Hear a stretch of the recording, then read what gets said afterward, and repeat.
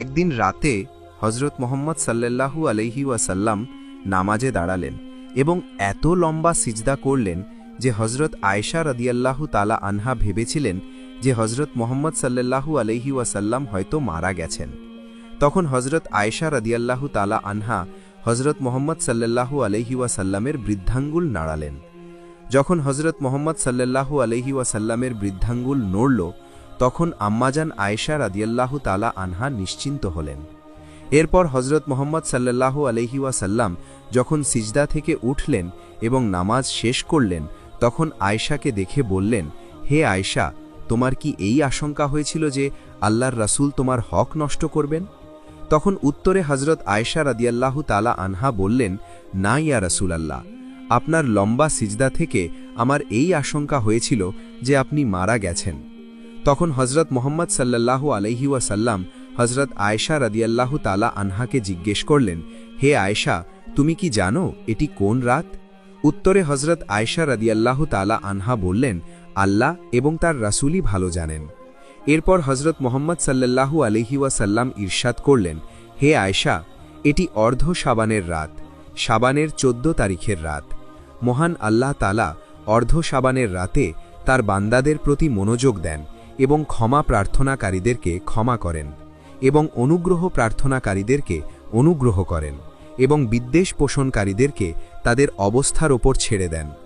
প্রিয় দর্শকবৃন্দ, এই ঘটনা থেকে শবে বরাতের রাতে ইবাদত বন্দেগী সম্পর্কে আমরা এটাই শিক্ষা পাই যে লম্বা নফল নামাজ পড়া, যার মধ্যে সিজদাও লম্বা হবে, কোরআন তেলাওয়াত করা, নবীজি হজরত মোহাম্মদ সাল্লাল্লাহু আলাইহি ওয়াসাল্লামের ওপর দরুদ পড়া, ইস্তিগফার পড়া এবং ক্ষমা চাওয়া, একনিষ্ঠ মন দিয়ে মহান আল্লাহ তাআলার কাছে দোয়া করা, রাতে কিছু সময় ঘুমানো, এমন যেন না হয় যে পুরো রাতের লম্বা ইবাদতের কারণে ফজরের নামাজের জামাত ছুটে যায়।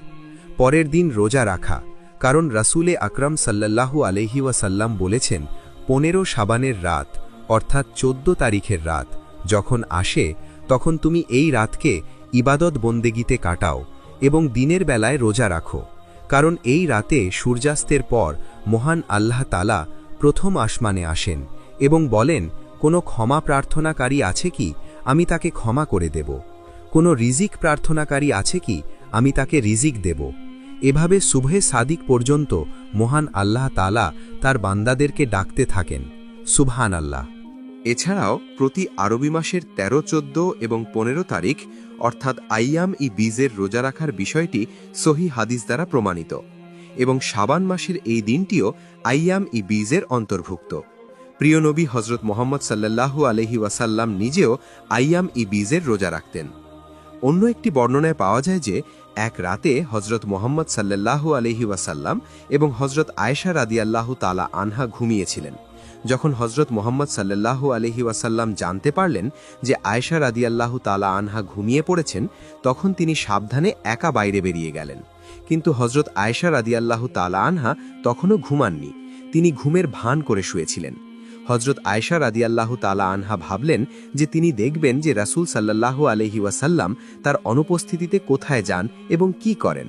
তাই কৌতূহলবশত হজরত আয়েশা রাদিয়াল্লাহু তাআলা আনহা হজরত মোহাম্মদ সাল্লাল্লাহু আলাইহি ওয়াসাল্লামের পিছু নিলেন। এরপর হজরত আয়েশা রাদিয়াল্লাহু তাআলা আনহা দেখলেন যে হজরত মোহাম্মদ সাল্লাল্লাহু আলাইহি ওয়াসাল্লাম এগিয়ে যাচ্ছেন। হাঁটতে হাঁটতে তিনি মসজিদে নববী থেকে কিছুটা দূরে অসংখ্য সাহাবীর কবরস্থান বাকিতে পৌঁছালেন। বাকিতে পৌঁছে আল্লাহর রাসূল সাল্লাল্লাহু আলাইহি ওয়াসাল্লাম কিছুক্ষণ চুপচাপ দাঁড়িয়ে রইলেন। কিছুক্ষণ পর আকাশের দিকে তাকিয়ে দুহাত তুলে দোয়া করলেন। ওদিকে কিছুতে দূরে দাঁড়িয়ে আয়েশা রাদিয়াল্লাহু তাআলা আনহা সবকিছু দেখছিলেন। যখন তিনি দেখলেন যে বিশ্বনবী হজরত মুহাম্মদ সাল্লাল্লাহু আলাইহি ওয়াসাল্লাম তার মৃত সাহাবীদের জন্য দোয়া করছেন, তখন তিনি লজ্জিত হলেন। তাই হজরত মুহাম্মদ সাল্লাল্লাহু আলাইহি ওয়াসাল্লাম যাতে জানতে না পারেন, তাই আম্মাজান আয়েশা রাদিয়াল্লাহু তাআলা আনহা দ্রুত সেখান থেকে বাড়ি এসে লেপমুড়ি দিয়ে ঘুমিয়ে পড়লেন। অতঃপর কিছুক্ষণ পর হজরত মুহাম্মদ সাল্লাল্লাহু আলাইহি ওয়াসাল্লাম বাড়ি এসে ঘুমিয়ে পড়লেন। কিন্তু তিনি ঘুমানোর সাথে সাথেই বুঝতে পারলেন যে আয়েশার শ্বাসপ্রশ্বাস অস্বাভাবিক, তার হৃদস্পন্দন বেড়ে গেছে, খুব দ্রুত উপরে নিচে হচ্ছে। তখন হজরত মুহাম্মদ সাল্লাল্লাহু আলাইহি ওয়াসাল্লাম দাঁড়িয়ে জিজ্ঞাসা করলেন, কি হয়েছে আয়েশা? উত্তরে আয়েশা রাদিয়াল্লাহু তাআলা আনহা বললেন, কিছু না, নবীজি সাল্লাল্লাহু আলাইহি ওয়াসাল্লাম তখন বললেন, তুমি না বললে আমি সর্বজ্ঞ আল্লাহর থেকে জেনে নেব। এরপর হজরত আয়েশা রাদিয়াল্লাহু তাআলা আনহা পুরো ঘটনা বললেন এবং লজ্জিত হলেন। তখন হজরত মুহাম্মদ সাল্লাল্লাহু আলাইহি ওয়াসাল্লাম বললেন, তুমি কি ভাবছ যে আল্লাহ এবং তার রাসূল তোমার উপর জুলুম করবেন? উত্তরে হজরত মুহাম্মদ সাল্লাল্লাহু আলাইহি ওয়াসাল্লাম বললেন, হে আল্লাহর রাসূল, আমি ভেবেছিলাম যে আপনি আপনার অন্য কোনো স্ত্রীর কাছে চলে গেছেন। তখন নবীজি রাসূল সাল্লাল্লাহু আলাইহি ওয়াসাল্লাম বললেন, মহান আল্লাহ রাব্বুল আলামিন শাবানের মধ্যরাতে নিকটবর্তী আসমানে অবতীর্ণ হন এবং কালব গোত্রের ছাগলের লোমের আঁশের চেয়েও বেশি মানুষকে ক্ষমা করেন। সুবহানাল্লাহ। এরপর নবীজি রাসূল সাল্লাল্লাহু আলাইহি ওয়াসাল্লাম মজা করতে করতে আম্মাজান আয়েশা রাদিয়াল্লাহু তাআলা আনহাকে চিমটি কাটলেন। ফলশ্রুতু আয়েশা রাদিয়াল্লাহু তাআলা আনহা হালকা হাসলেন। এরপর রাসূলে আকরাম সাল্লাল্লাহু আলাইহি ওয়াসাল্লাম বললেন, হে আয়েশা, কখনো এমন ভেবো না যে আল্লাহর রাসূল তোমার সাথে বেইনসাফি করবেন। সুবহানাল্লাহ।